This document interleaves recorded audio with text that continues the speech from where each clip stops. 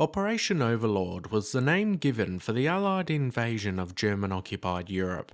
This would be the largest amphibious invasion in history, involving over 5,000 vessels.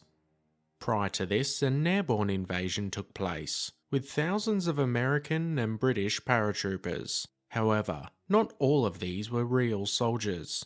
In this video, we look at the fake paratrooper dummies used on D-Day during World War II.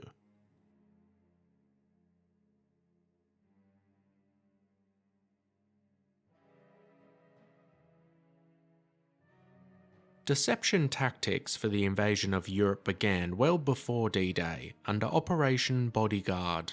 This involved creating fake armies, tricking the Germans into thinking the invasion would be aimed at either Scandinavia or the area around Calais, and the leaking of plans to the same effect. But the deception would go right up to the invasion itself. The Americans and British created fake paratroopers. The idea was to drop a large amount of these in areas away from the actual invasion site in order to draw German reinforcements to the wrong location, giving the troops in the real areas the advantage. Development for the dummies varied between the Allies. The British version, which was nicknamed Rupert, was around 3 feet in length. Most were made of burlap and rope, and could be filled with straw. Some were dressed in uniforms and helmets, with others given paratrooper equipment.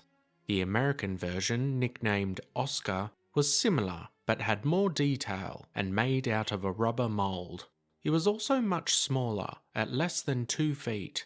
What the Allies figured out in testing was the size of the para-dummy didn't matter.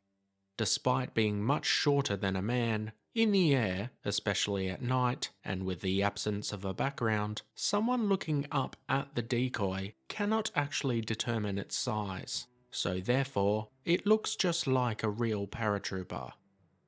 In the late hours of June 5th, 1944, the day before the invasion, around 40 aircraft took off from England and made their way towards Europe. They were split into different areas of operation and had their assigned targets. The first saw around 200 dummy paratroopers dropped around Deauville and Farville, east of the Normandy region. Together with the dummies, members of the newly formed British SAS were inserted. They carried sound equipment where they played recordings of small arms fire, soldiers yelling and marching, and other deceptive noises to create the appearance of a larger force. The dummies themselves were also equipped with small charges, which caused the dummies to catch fire or explode upon landing. The idea behind this was twofold. One, so that the Germans didn't discover they were dummies, and two, that it would appear as though the paratrooper had tried to burn his parachute and was hiding somewhere close by. As the night went on, more dummy troops were dropped. Around 50 were deployed near the town of Maltot in Normandy, where a further 200 were dropped near the town of Marigny to the west of the Normandy region. Throughout the operation, 2 Sterling aircraft were shot down, with the crew perishing. A further 8 SAS soldiers were either killed during the operation or captured and later executed by the Germans. Apart from these casualties, the operation was deemed a success. The use of the dummies was shown to have some impact on German troop movements and confusion across radio chatter on the day of the invasion.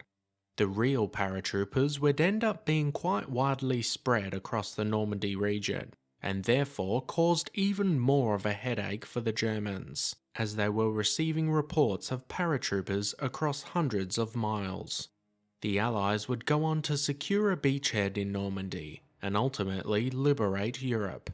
So although Rupert and Oscar didn't win the war on their own, they certainly played their part in winning the war for the Allies.